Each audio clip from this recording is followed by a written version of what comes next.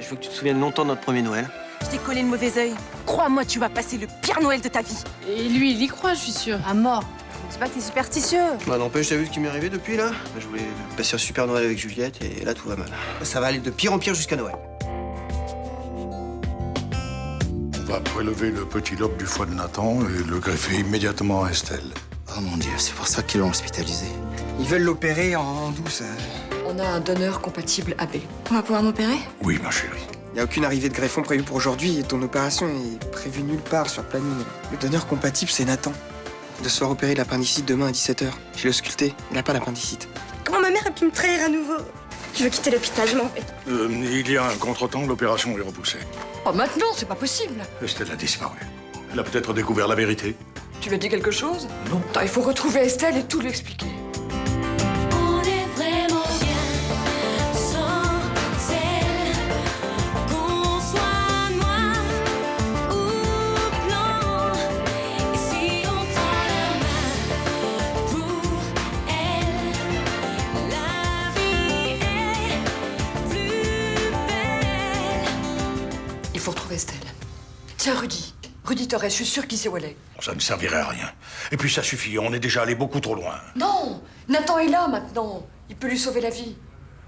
Estelle ne veut pas vivre avec un organe volé à un gosse innocent. Innocent? Mais elle n'est pas innocente, elle. Elle est plus que ça, elle est victime. On est toutes les deux victimes. Victime du sale crime que t'as commis en me volant ma vraie mère. Je ne ferai pas mes responsabilités. Je compte me dénoncer à la police, tu le sais. La seule façon de te racheter, c'est de lui faire cette greffe. Mais comment, puisqu'elle a disparu? Donne-moi le numéro de Rudy Torres. Allez! Je m'occupe du reste. Allez! Tant qu'il reste un souffle de vie à Estelle, tu dois ne penser qu'à elle. Tu nous vois bien ça, non? Tu peux pas te reposer un peu? Non. Je vais profiter de chaque seconde. Écoute Estelle, jusqu'au dernier moment, on peut trouver un donneur. Non. J'en ai marre d'espérer sur le malheur des autres. Attendre qu'un désespéré mette fin à ses jours et qu'un autre se tue sur l'autoroute. Pourquoi tu penses à ça? Je suis pas la seule. La plupart des malades en attendant d'une greffe pensent à ça tout le temps. On n'y peut rien. Maintenant, je me sens libre, tu comprends? Je crois pas.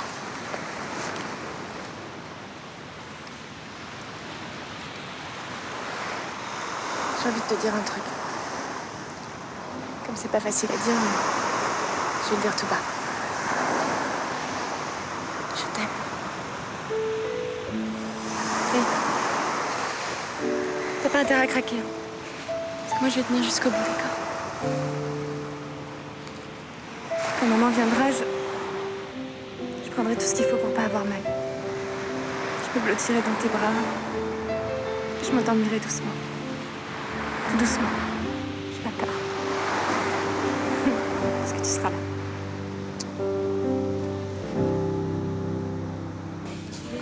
Tiens. Tiens, papy. Vous pouvez l'ouvrir, hein. C'est pas une lettre anonyme. Blanche et Johanna Marcy vous convient à venir fêter le réveillon de Noël dimanche 24 décembre, 20h30. Et bien sûr, on attend aussi Clémence et Nicolas. Ah, chouette, un Noël en famille. Ouais, enfin, pratiquement, il manquera papa et Lucas. Ah, c'est pas grave, on les appellera si tu veux. Et je vous préviens, maman a encore mis les petits plats dans les grands. Vas-y, fais-nous saliver. Alors, pour commencer, matelote d'écrevisses, suivi d'un coq au vin. Et pour finir, c'est la traditionnelle bûche au chocolat. Voilà. Ça va être énorme, papa. C'est nous qui allons devenir énormes, oui. Tu sais bien qu'avec Clémence, on est au régime. Papa, c'est Noël. Oui, un petit écart, c'est pas la mort. Hein. Ouais, mais il suffit d'une fois pour replonger. Là. La bouffe, c'est comme la drogue. On prend pas mal, pitchounette, mais on a déjà eu tellement de mal pour se mettre au régime avec Clémence. Ça veut dire que vous viendrez pas? On se voit tous les jours. On n'a pas besoin d'un repas plein de calories pour passer un bon moment ensemble.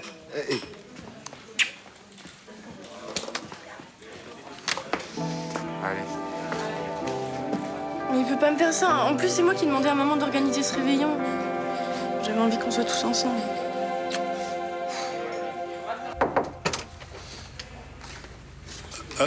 Nathan Lézerman n'est pas là? Non, il est parti chercher quelque chose à manger. Je suis sa grand-tante.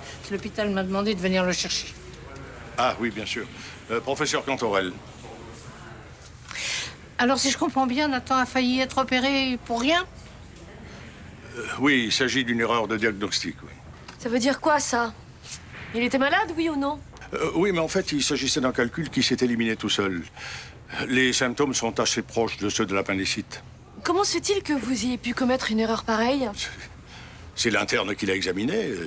Il s'est trompé. Ah, parce qu'en plus, vous rejetez la responsabilité sur un sous-fifre. Oh non, je n'ai pas dit ça. Non, contrairement à ce qu'on peut croire, le diagnostic de l'appendicite n'est pas facile à établir. Il arrive même qu'on opère par précaution, sans aucune certitude. En tout cas, le père de Nathan avait raison. Il n'a pas fait d'erreur de diagnostic, lui. Oui, peut-être, mais ça ne justifie en rien son comportement. Parce que vous trouvez que c'est justifié de l'avoir mis chez les fous, alors qu'il défendait simplement la santé de son fils? Non. Le docteur Lézerman a été interné parce qu'il a commis un enlèvement sous l'emprise d'un coup de folie. Mais qui l'a poussé à bout? En voulant faire opérer son fils de force? C'est bien votre service, non? Oui, mais enfin, je vous rappelle que finalement, l'opération n'a pas eu lieu. Mais néanmoins, j'assume cette erreur. Bon, bah, j'espère que l'hôpital va intervenir pour qu'il soit libéré et rapidement. Oui. J'essaierai d'intercéder en sa faveur. Ça me paraît un minimum, oui. Et ça m'empêchera pas d'avertir la police. Tu veux pas m'aider? J'y tiens pas, non. Bon, qu'est-ce qui peut t'arriver si tu tiens une bougie éteinte? Tu peux me le dire? Je sais pas, elle peut tomber. En voulant la ramasser, je peux perdre l'équilibre, me frapper la tempe contre le coin de la télé. C'est qu'un exemple. Tu crois vraiment ce que tu racontes? Cette nana était claire, elle m'a jeté un sort juste avant la période de Noël. Donc je ne dois rien faire, sinon ça va provoquer des catastrophes. Bon. Et tu peux m'accompagner faire des courses? Pas question. JB, tu vas pas rester enfermé tout le week-end. Jusqu'à lundi inclus, mais le 26, je te promets, je renais et je te lâche pas d'une semaine. JB, s'il te plaît. J'ai vraiment pas envie de rester seule. Et moi, j'ai pas envie de te mettre en danger, tu comprends? Je veux pas que tu sois victime de la malédiction qui s'abat sur moi. Mais c'est pas vrai. Tu comprends rien? Moi, ce matin, j'avais juste envie de chialer en pensant à ma mère. C'est au bruit de fête. Mais t'en as rien à foutre de moi. C'est faux, tu vois pas ce qui me tombe dessus, là? Mon portable, ma carte bleue, là, c'est... Je sais pas, dis-toi que je suis en hibernation. C'est ça. Eh ben, hiberne bien. Mais quand tu te réveilleras, je serai peut-être plus là.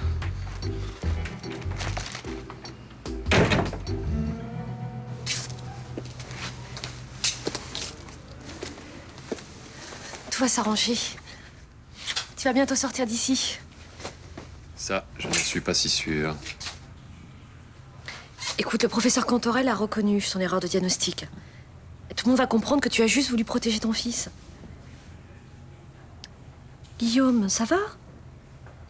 Écoute, tu dois tenir le coup. J'ai eu Nicolas au téléphone. Il commence à réaliser qu'il se passe quelque chose. Il va interroger Cantorel. Eh ben, il serait temps qu'il se réveille. Et Nathan, il se sent comment? Ben, on l'a ramené à la maison avec Rachel. Il est en pleine forme. Il a parlé de moi? Il veut te voir le plus vite possible. Moi aussi. Et sa soi-disant mère? Écoute, pour l'instant, elle ne s'est pas manifestée.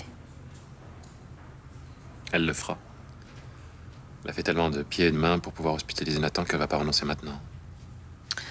Arrête de t'angoisser. Elle n'était même pas à l'hôpital ce matin. Et dire que je ne suis même pas capable de protéger mon fils. Je suis là, moi. Je sais. Et c'est elle qui a l'autorité parentale. Si seulement je savais ce qu'elle avait derrière la tête.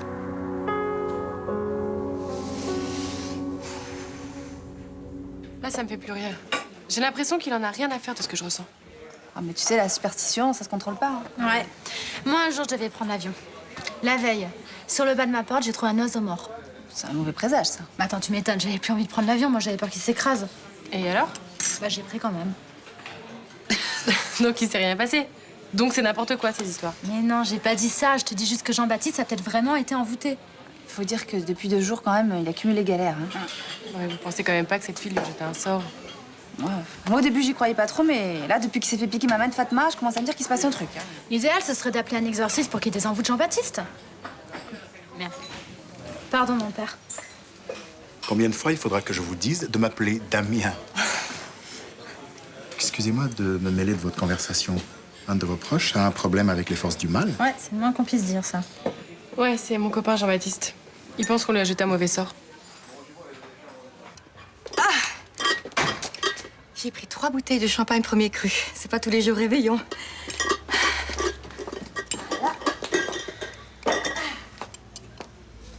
Eh ben, qu'est-ce qui t'arrive? Rien, c'est la merde. Comme d'habitude dans cette famille. Attends, tu peux m'expliquer ce qui se passe? Papy et Clémence ne viendront pas au réveillon. Voilà. Et moi, j'en ai marre. Ouh là là là là. Mais ça, c'est pas une explication, hein? Quel est le problème exactement? Leur régime. C'est ridicule, c'est Noël. Ah bon? Mais pourtant, tu les as saoulés pour qu'ils maigrissent. Bah, tu devrais être contente, ils t'écoutent. Même pire que si t'étais nutritionniste. Oh, attends, il y a forcément une solution. Bah oui, la seule solution, c'est que tu changes ton dîner de gala en poisson bouilli et légumes vapeur. Bon, enfin, Johanna, tu n'y penses pas. J'ai fait toutes les courses, ça m'a coûté une fortune. Et alors, tu trouves ça plus important qu'un dîner de Noël en famille? Bon, écoute, tu m'énerves, hein. C'est toi qui as voulu qu'on organise cette fête. Bah je sais. Et maintenant, c'est foutu comme à chaque fois que j'ai envie de quelque chose. Bon, écoute, on se calme, on réfléchit, hein? Tu l'auras, ton réveillon familial, je te promets. J'ai pas dit mon dernier mot. Je vais peut-être vous étonner, mais à mon avis, les craintes de Jean-Baptiste sont à prendre très au sérieux. Vous y croyez au mauvais œil, vous? Je crois à la force de l'esprit humain. C'est-à-dire? Ton petit ami n'a pas été envoûté. Mais je suis sûr qu'à force d'y croire, il peut provoquer lui-même des catastrophes. C'est de l'autosuggestion. Ça m'étonnerait pas, il déteste tellement Noël. Exactement. Ouais, mais quand même, son portable, la main de Fatma qui s'est fait piquer, c'est du concret tout ça. Ah oui, s'il suffisait d'avoir peur des choses pour qu'elles arrivent, moi je mettrais plus le nez dehors. Hein. En Afrique, je suis souvent confronté à ce type de phénomène. Ça fait la fortune des marabouts d'ailleurs, ils ont compris le système. Comment ça? Ils persuadent leurs clients de l'efficacité de leur traitement. Et les gens constatent vraiment un changement dans leur vie, sauf que le changement vient du travail que les gens effectuent sur eux-mêmes. Ben voilà. C'est bien ce que je dis. Si on appelle un exorciste pour qu'il désenvoûte Jean-Baptiste, il croira que ça a marché, il sera guéri. Vous pourriez le faire, vous? Ah non, c'est au-delà de mes compétences. Et ta mère? Tu m'as pas dit qu'elle connaissait des trucs pour enlever les mauvais œils? Ah bon. JB. Allô? Non, non, t'inquiète pas. C'est vrai, t'es sûre? Ok, j'arrive. Il se décide enfin à sortir. Et ben finalement, on sera peut-être pas obligé d'employer les grands moyens. Allez, ciao. Je ne comprends vraiment pas la raison de votre présence ici, lieutenant. Mon enquête sur l'enlèvement de Nathan n'est pas terminée. Comment avez-vous su qu'il n'avait pas l'appendicite?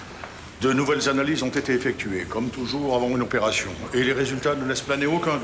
Les premières analyses qui les avaient interprétées. L'interne de garde qui avait pratiqué l'examen. Son nom? Pour ça, il faudrait que je consulte les registres, mais là, j'ai pas le temps. Je suis attendu en salle d'opération. J'espère que votre patient est malade. Écoutez, je me suis excusé auprès de la famille. Le jeune Lézerman est rentré chez lui. Qu'est-ce que je peux faire de plus? Je vous rappelle que vous avez déposé une plainte contre Guillaume Lézerman qui, lui, avait fait un bon diagnostic. Mais puisqu'il s'agit d'une erreur, enfin, la médecine n'est pas infaillible. Je comprends, mais comment a-t-il su que son fils n'avait pas l'appendicite? Oh, mais posez-lui la question. Non, écoutez, je vous garantis qu'une enquête interne à l'hôpital va être menée pour établir les responsabilités. Je peux y aller maintenant? J'ai encore une petite question. En juillet 71, vous exerciez à Bordeaux? Ah oui, c'est possible. À la maternité Sainte-Catherine? Vous savez, j'ai exercé dans pas mal d'établissements dans la région. Pourquoi me posez-vous cette question? Figurez-vous que Sophie Libourne est née en juillet 71 dans cette maternité. Et après? Elle est née dans la maternité où vous exerciez, et aujourd'hui son fils Nathan se fait opérer dans votre service. Bon, si vous avez du temps à perdre avec ce genre de hasard, tant mieux pour vous. Personnellement, j'ai mieux à faire. Je sais que votre temps est précieux. Je vous laisse. On va se revoir. C'est ça. Mais on peut pas refuser l'invitation de Blanche, quand même. Si. On s'est engagé dans un chemin difficile et on ira jusqu'au bout. On peut faire une exception pour Noël. Tu le sais, une exception, c'est la porte ouverte à tous les écarts. Tout ça à cause de moi. Oh, mais non, mais qu'est-ce que tu racontes? Mais si j'étais pas là, tu serais allé réveillonner et puis tu serais en famille. Oui, et mon cholestérol, tu l'oublies? Moi aussi, j'ai besoin de faire un régime. Mais c'est pas pareil. Je suis pas obligée de venir, tu sais. Noël, c'est une fête de famille et puis moi, je fais... Toi, tu es la personne avec qui j'ai envie de passer le réveillon. Voilà. Mais on pourrait y aller avec nos plats légers, comme ça on ferait pas d'entorse au régime. C'est ça. Et puis, on va souffrir le martyre en regardant les autres se régaler. Hein. Oui, mais au moins on sera ensemble. Tu me vois expliquer à Blanche qu'on va pas manger ce qu'elle a préparé? Elle le prendra encore plus mal que si on n'y va pas du tout. Mais elle comprendra, je suis sûre. Toi, quand tu as une idée derrière la tête... Bon, ben, j'y passerai dans la soirée. Oh, je t'adore. Bon, tu vois, il s'est rien passé. Hein? Quand je pense qu'on a failli appeler la mère de Samia pour avoir des formules secrètes de désenvoûtement. Ah, c'est vrai, c'est connaît? Ouais, il paraît. Non mais vraiment, Jean-Baptiste, je trouve ça formidable que tu aies osé faire 3 pas dehors. Et moi aussi, je suis un héros. Tu peux savoir si ça peut changer d'avis? Eh ben, je voulais pas que tu déprimes, je voulais pas que tu me prennes pour un égoïste. Bon, alors on va voir une petite robe que j'ai repérée rue de Rome et après on rentre. Ah, mais je préfère qu'on rentre tout de suite, là. Ta petite robe, elle peut attendre, non? Ah non, je voulais la mettre pour Noël. Ah non, mais là, je préfère qu'on reste prudent, là, tu comprends? La rue de Rome, ça perpète. JB, tu ne risques rien. C'est de l'auto-persuasion. C'est dans ta tête que ça se passe, ça. Ok. C'est juste que là, en fait, je suis un petit peu crevé. Oh, c'est pas vrai, t'es chiant, hein, tu comprends rien. Fais gaffe!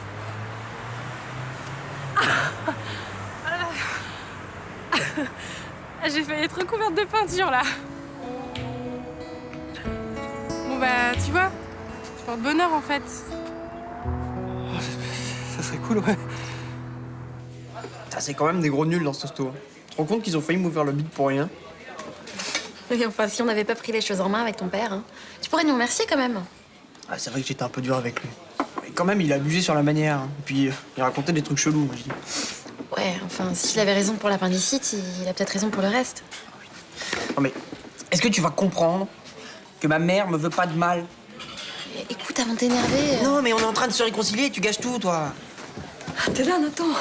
Je suis désolée d'avoir loupé ta sortie de l'hôpital. Ça va, Lérina? Nickel. Si tu savais comme je suis soulagée que t'es là. Mais attends, mais quelle histoire! C'est insensé, hein? C'est le docteur Laserman qui avait raison. Ça va, on a compris. Tu sais quoi? J'ai une surprise pour toi. Je crois que tu vas adorer. Allez, on y va? Ouais, de toute façon, je peux plus rien avaler. Attends, Luna t'avait dit de rester chez toi pour te reposer. Bon, écoutez, mademoiselle, je crois pas avoir besoin de l'autorisation de la petite amie de Guillaume pour offrir une balade à mon fils. Hein? Allez, viens. Hop, tenez, gardez tout. Merci. C'est nous. Tout s'est super bien passé. On n'a pas été agressés, ni kidnappés, ni pris dans une émeute urbaine. Par contre, elle m'a traîné jusqu'à la rue de Rome pour me montrer une robe. Que je me suis offerte. On a vaincu le mauvais œil. Ben justement, par rapport au mauvais œil, je suis pas tout à fait sûre qu'on en soit débarrassé. Enfin, surtout JB. Mais qu'est-ce qui se passe? Mes parents ont appelé? Ils ont eu un accident? Non, c'est pas dramatique non plus. On s'est fait cambrioler. Quoi? Bah oui, quand je suis rentrée tout à l'heure, la porte était ouverte et j'ai vite remarqué qu'il manquait des trucs. Attends, tout a l'air à sa place, là. Bah oui, c'est ça qui est dingue. Je sais pas, les voleurs ont dû être dérangés, enfin j'en sais rien, mais ils ont pris que des affaires de JB. C'est-à-dire... Bah ils ont pris ton lecteur MP3, ton ordinateur portable et même tes jeans. Mes jeans? Ouais, j'ai halluciné. Mais attends, nous, ils nous ont rien pris? Non. C'est comme s'ils avaient fait une sélection. Je suis maudit, là. Maudit. Il faut vite désenvoûter JB avant qu'il se passe un truc de grave. Hein. J'appelle ma mère. Ouais. Franchement, le réveillon avant le réveillon, c'est très très bien. Ça change des habits, c'est bien. Ouais, enfin, surtout que dans 3 jours, on remet ça. Ouais, mais ça sera ceinture. Pain sec et eau plate. Super. Oui. Comme Roland et Clément sont au régime, je ferai un dîner hypocalorique. Et sans une goutte d'alcool. D'accord. Aujourd'hui, c'est l'orgie, puis dimanche, c'est la famille, c'est ça? C'est ça. Bah alors? Eh ben vas-y. Ça se trouve, c'est le Père Noël. Il aurait des informateurs.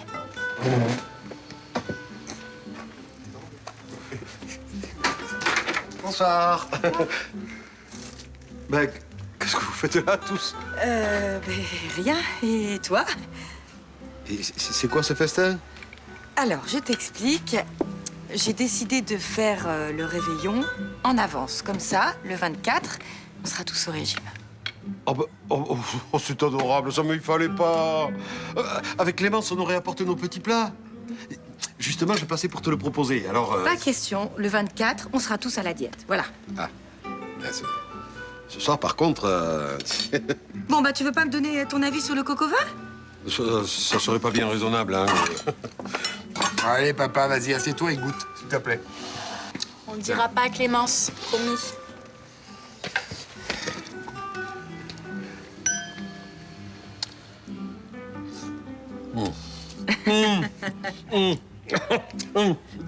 Joyeux Noël, papy. Comment tu te sens? Ça va. Je plane. T'as pris quelque chose? Juste de l'antalgique. T'inquiète pas, je me sens un peu cotonneuse, mais je me sens bien. Estelle? N'aie pas peur. J'ai juste un peu sommeil. Raconte-moi ce que tu vois autour de nous.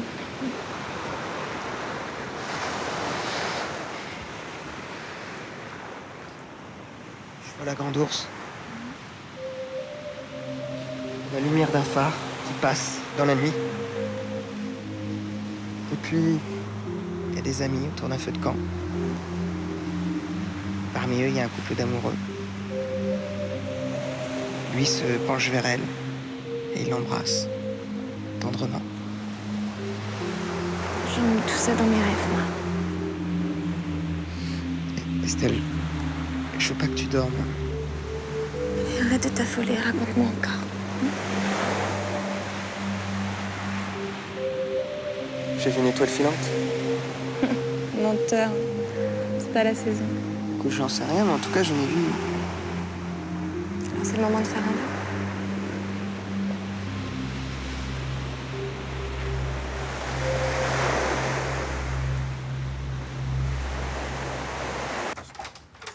C'est génial, hein, c'est la première fois que je faisais du karting. J'étais sûre que ça te plairait. Ah, et alors, l'appart? Eh, pas mal, hein? Eh ben, on est chez nous. Le temps que les choses s'arrangent avec ton père, j'ai décidé de te prendre avec moi. Ah ouais? Mais Luna, elle est au courant? Bah, pendant que t'étais sur ton bolide, là, je l'ai appelé et il n'y a pas de problème. Mais j'ai pas mes affaires. Oh, Bicounet, il a pas sa trousse de toilette et ses pantoufles. Mais alors, on est des aventuriers, ou non? Allez. Yes. Tu peux aller faire un tour sur la terrasse? Ouais. Elle est top. Il y a une vue super.